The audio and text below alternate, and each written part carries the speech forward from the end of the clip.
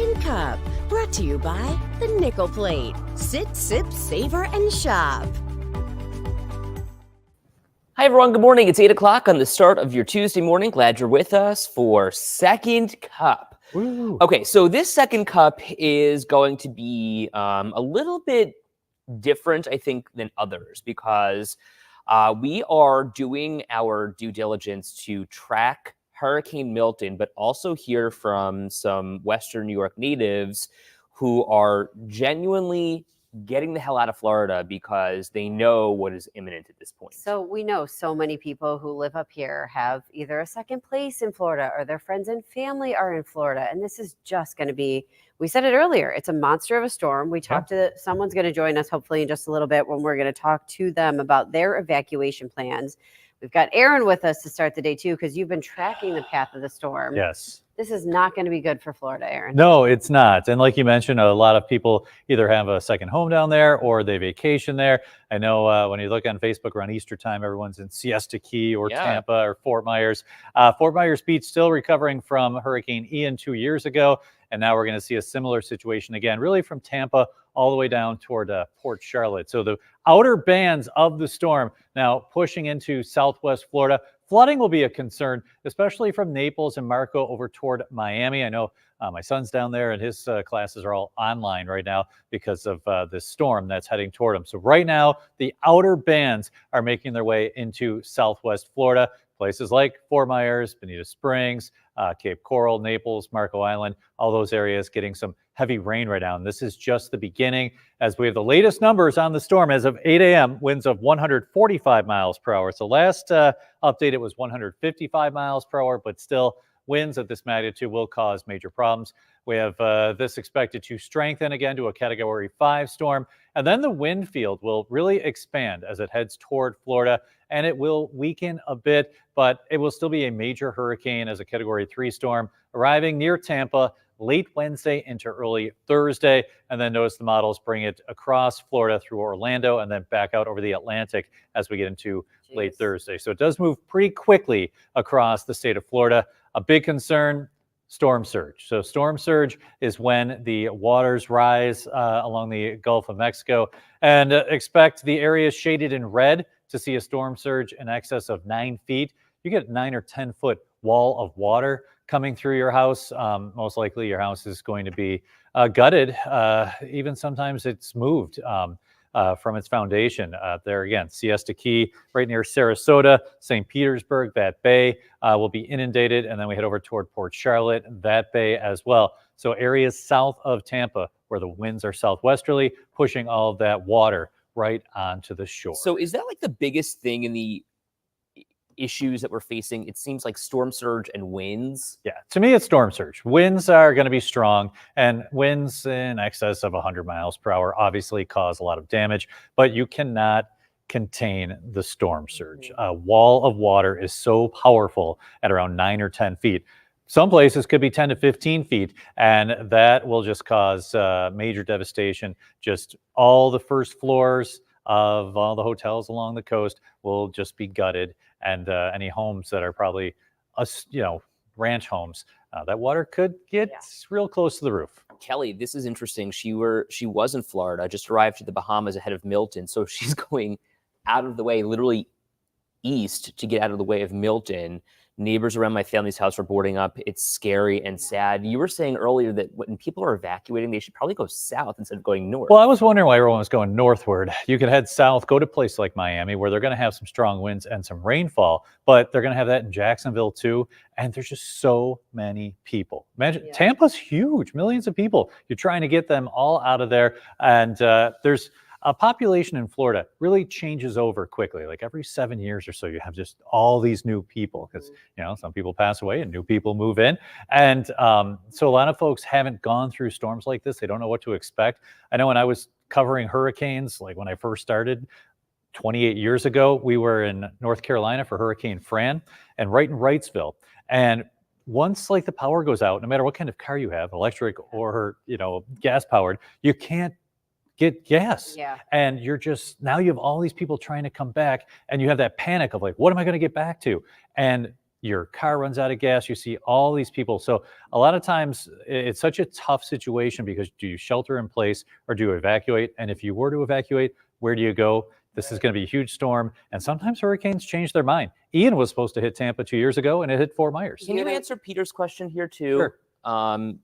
Can hurricane categories oscillate? Category 5 at one moment, then down to Cat 3. Could it go back to a Cat 5? Yeah, it should probably go back to a Category 5 later today. It's going over some very warm waters, and there's not a lot of shear, so I do expect it to strengthen a bit. Then I expecting it to expand and kind of not be as strong. So it probably will be a Category 3, but still 3, 4, or 5 is a major hurricane with catastrophic damage along the coast. I want to bring up Ed's mom's comment because this is something that so many people have been talking about because there's so much debris still from Helene in so many of these places. And this is exactly what they were saying on the national news, right? This is our guest who's just calling in right now. He's having a hard time, as you can imagine, accessing things. Hi, Chris, we'll be with you in one sec. I bet. But so this is what they were saying on the national news too, that these things are going to become projectiles that could cause even more issues. Yes. I mean, you see the video of people lying in the streets with all of their appliances and whatnot that had been flooded just a couple of weeks ago, and all that debris is on the side of the road. You get the winds, 100+ miles per hour, moving that stuff around. So it's going to be a rough situation, and it's not like when you get back, like things are clean. You know, that water, you've got a lot of gasoline in there, and who knows what kind of reptiles are around as well. Yeah. You're taking a live look this morning at I-4. You can see that the traffic is, I don't know, coming to a standstill. And already there is some sort of an issue on the side of the road there. This is going east. So that's exit 53. So you're kind of between Tampa and Orlando right there. I-4 is one of the worst. Like, that is a tough road. Anybody who's ever been to Disney knows that that road is tough on a normal day. Now you had all the people from, say, Tampa heading eastward. Orlando's going to get hit too. That will not be as strong, and it's going to move pretty quickly across the state, but still, you know, we had a tornado that had, or excuse me, a blizzard. We've had tornadoes this summer, but we had the blizzard, and that peak wind gust was 79 miles per hour. And you saw the damage that we had to deal with. Now you're talking winds 80+ rolling through Orlando. Yeah, Lori, I-4 is horrible. When we go down there, I will do anything to avoid it. Well, let's bring in our friend Chris Hoffman, who grew up in Western New York. He left Naples and is now just over the border from Florida to Georgia, the Florida-Georgia line, if you will. Yeah, very familiar. Hi, Chris. Good morning. Good morning. How are you doing out there? We're going on 14 hours straight. We're doing good. Okay, so where are you right now in Georgia, and what are you? Just north of Atlanta, heading towards Nashville. Oh, okay. Chris, what is your plan when you get there? Do you guys have people you're staying with? So we are rendezvousing with former colleagues of Manja Restaurant in Orchard Park. Who just recently moved to Nashville. And when I was trying to make hotel reservations in Atlanta and everything was booked, she had just happened to text me and was like, "Come here." I was like, "All right, I guess we're going to Nashville." Oh my gosh. Okay, so in your travels, you're just over the state line. So are you seeing a lot of people still going the same way that you are, or has traffic thinned out? Like, what are you up against right now? So traffic's thinned out quite a bit. Once we hit state line, the rest areas, gas stations, any businesses, restaurants, people were pulled over and sleeping in their cars. Wow. There is still a sea of Florida plates on the highway on I-75. And heading north, you're seeing more Florida plates right now than you are Georgia. So I call it the mass exodus. I mean, the evacuation is real. Everybody is seeking higher ground. And Chris, we talked to you earlier. So you're a manager at a restaurant down there, and you were telling us this is like a 1-2 punch for you guys because number one, you had Hurricane Helene. So talk people through the damage you saw there and then what you had to do now to get ready for Milton. So Helene, going back to Ian, we were here 2 years ago for Ian. If we learned anything from that, it's to heed the warnings and over-prepare. Helene, it was a 1-2 punch. We didn't get it as bad as, say, Fort Myers, but we certainly took enough damage we were closed for the safety of the staff and our customers. And you know, in foresight, we took what we saw with the storm surge of Helene and being nowhere near the size of this storm and completely over prepared. Yeah. We do think at this point. Well, and so maybe that's kind of that leads me to my next question here. I mean, you're thinking you're over preparing, but you know, the elected officials say if you stay, you could die. And that is not something that I'm just making up. This is what they are literally saying, that if you stay, you'll die. What goes through your mind? Well, again, I mean, I look back to what was going on in Ian. Streets were flooded with alligators literally in the middle of the streets. You had electrified standing water. You know, you could get swept out to the Gulf by a rip current. If you use your common sense, and I always say this being from Western New York and dealing with 11 feet of snow overnight, we know how to prepare and use common sense, but not everybody else does. Mm-hmm. Use your brain and you know, seek higher ground. Don't go in standing water where there could possibly be wildlife, and certainly stay out of the murky waters where you can't see the bottom. There could be stuff in there. You could get swept out. You could get electrocuted. Well, Chris, where did you grow up in Western New York? So I originally am from Lancaster. I graduated Lockport High School. Okay. So you're familiar, Right. having grown up here. Let's talk about the biggest difference for people who might not be familiar with the biggest difference between these major snowstorms, these blizzards that we get here, and the hurricanes. I mean, you've experienced both. What is that hurricane like compared to these situations that we get up here?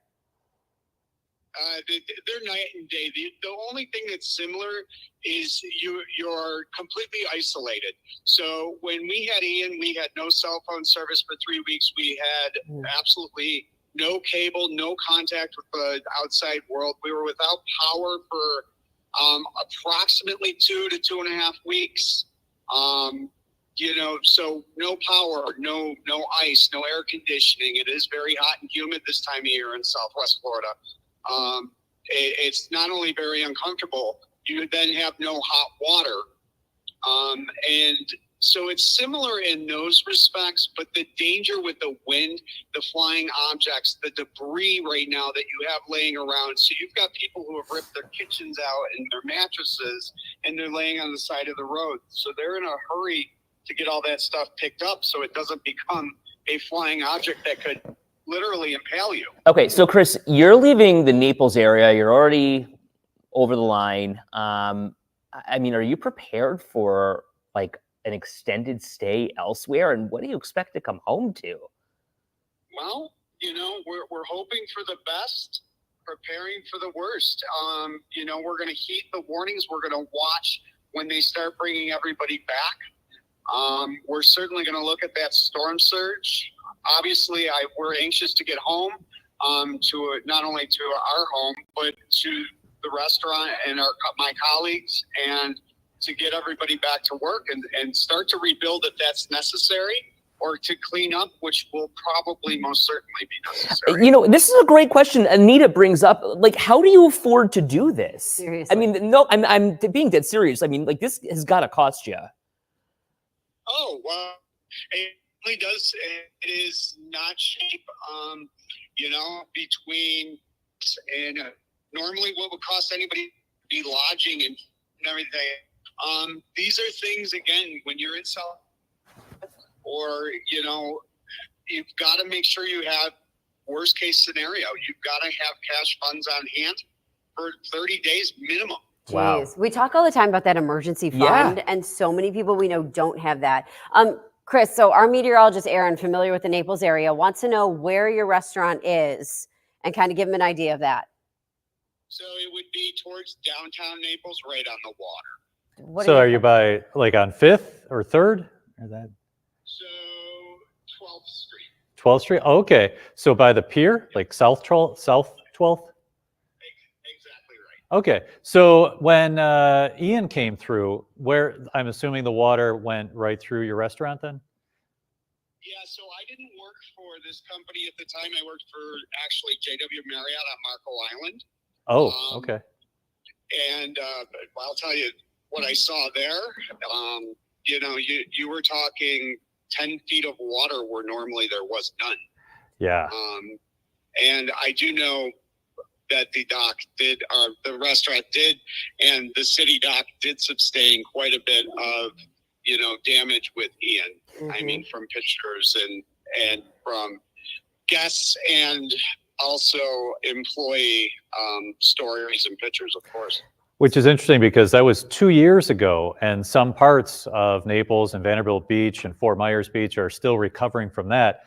We're not going to, most likely, you won't have as big of an impact as Ian, but this will still cause problems. And this is going to take years to recover. I don't think some people might not understand what he'll go back to will be bad in Tampa.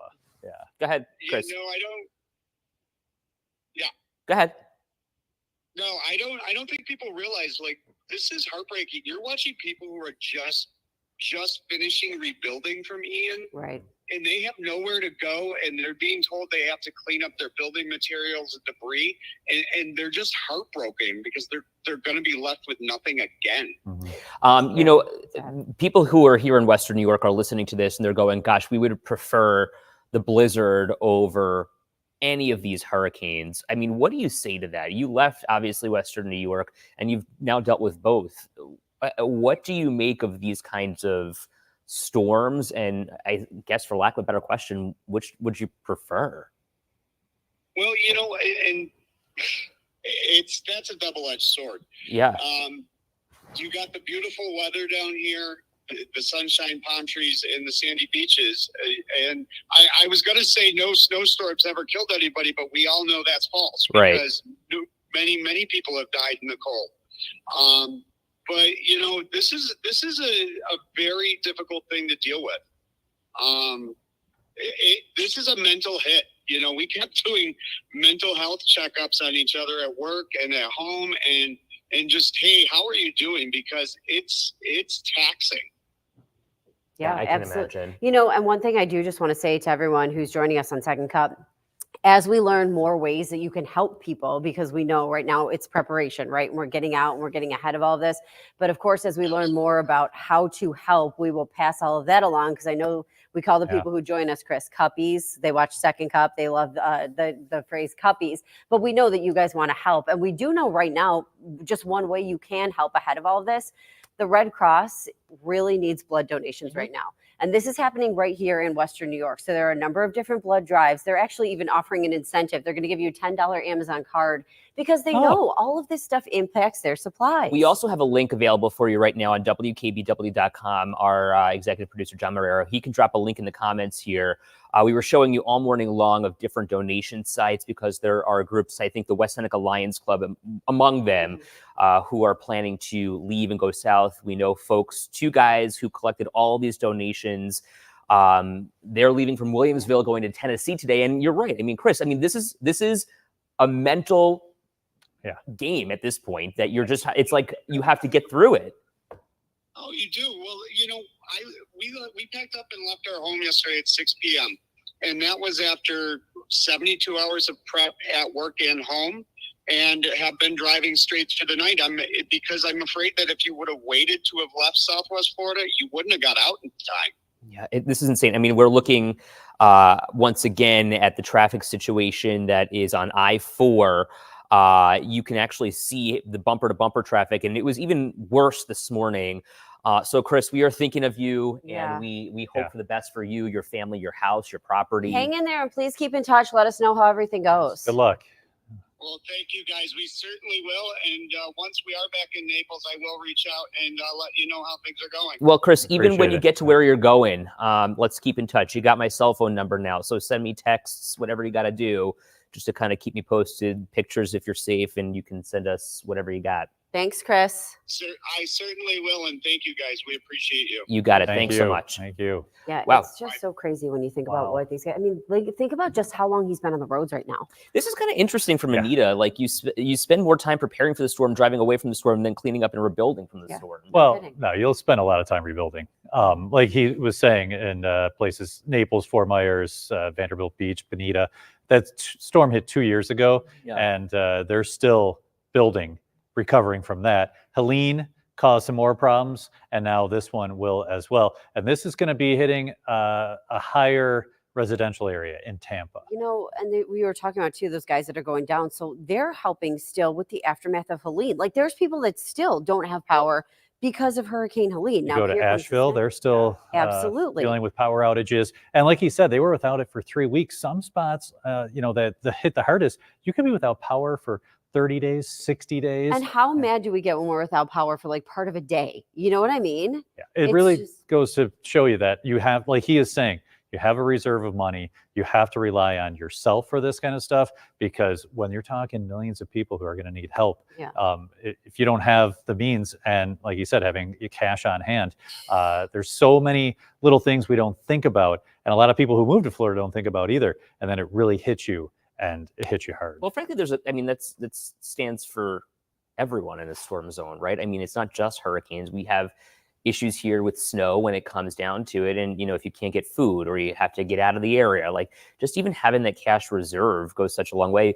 Though that said, it is so difficult to make ends meet. And Joyce brought up a great point. Like she would love to help, but she's having trouble making ends meet herself. Yeah, and so like he said too, our blizzard killed about 50 people. The Christmas blizzard a couple years ago. It also makes me think what you were saying before, like why didn't he go this, or you know, why are people going this way? Why aren't they going? You know, just the concept that you can go so many different places. Like when I was talking to my friend who lives in Asheville, and we had her on last week on the show, she was talking about how you can't get to so many places. So then I think about these people who are leaving right now, and then how do they come back? Like if they get to such a disaster zone that they can't get through and back to their homes. Say you live on one of those barrier islands, and it was your dream to live on Siesta Key, and now you want to get back, and they're like, nope, this road, not only is it, there's no not only is it closed, if you look, the bridge is gone. Well, I'd like to get back. Well, let me move out of the way so you can see that there's no bridge. That bridge to Sanibel, that was gone for a while. It was an engineering marvel to get it back up, but we do have short memories with this sort of stuff,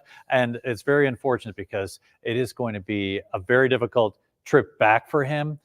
He's going to come back with all the people who just left. Gas stations are going to be inundated. It's very difficult to get back. And then you're heading to the unknown. You don't know if your house is okay. Perhaps your cars, you know, whatever you left there is flooded. It's scary. I'm just laughing. They take planes. This is what Lori says. Yes, you know, some people might be taking planes, but the reality is once you get off the plane, you got to drive back to where you got to go. Yeah. And like I was saying too, you know, if you're in Naples, he knows people in Nashville. So maybe he's like, yeah, I'll go there. My buddy's got a big house and we're going to hang out for maybe a week or so. But if, you know, you could head to a place like Miami or something like that, where it won't be as bad, and then you can get back that way. We spoke to Martha Megan, who is from Western New York, also last week when she was dealing with Helene and, you know, the aftermath of Helene. Now she left Florida, is in Myrtle Beach. She lives outside of Tampa. I mean, when you're talking about that kind of mentality that you survived the one, but you're not going to even take a chance with the second. Well, this one's way stronger than Helene, and that one wasn't going to be a direct hit on Tampa, Helene, and it still caused a lot of damage. We saw her afterward, and you know, it was a mess in Tampa. So it is going to be a catastrophic event for a lot of folks along the central Gulf Coast, and even a little to the south as well. I would say Port Charlotte, northward toward Tampa, as of right now. Those areas all shaded in red, Northport, Sarasota, Venice Beach, Englewood. Again, we talk about Siesta Key. I always see pictures on Facebook of a lot of Western New Yorkers there. Those outer islands that sometimes only have one little bridge to get to, that bridge might not be there. And that could really be a high impact event for those folks that could last months. My sister-in-law just texted me a little while ago saying that they were going to Siesta in the beginning of November, that they just got refunded yesterday. Wow. So they're already taking precautions. They're not taking any chances for the next 2 months. Well, when we went down after our blizzard, which was, you know, after Ian, it was still a construction zone. That was months after then, too. Yeah, that was in December because we drove after the blizzard. And so it hit at the end of September. So you're talking 5 or 6 months. And here they go again. I think what he said with the whole mental part, it's tough. And then you might go a couple more years without one, and then people move back. It is still beautiful for about 350 days out of the year, but when you have to deal with this, it does put it in perspective. But you don't want this for those extra those 15 other days are tough. You know, the other thing too, just to know real quick, because we got to get going, flights and airports are canceled right now when we talk about that. Like the airports are literally closed down. Orlando closed down. It's in the middle of the state. Well, they're going to be dealing with a hurricane, probably category 1 or 2 moving pretty quickly over Orlando. So I could see that. Well, and let me lift the curtain for you. I'm on standby to go down to Florida at this point. I'm fascinated. I just don't know how you're going to get there. I have no idea. I've been obsessed about it all morning. I have more information coming my way later today. And once I get that call, I guess I'm out of here. So we'll pack see some what happens. snacks. Yeah. Bring your granola bar. We got to go. Have a great day, everyone.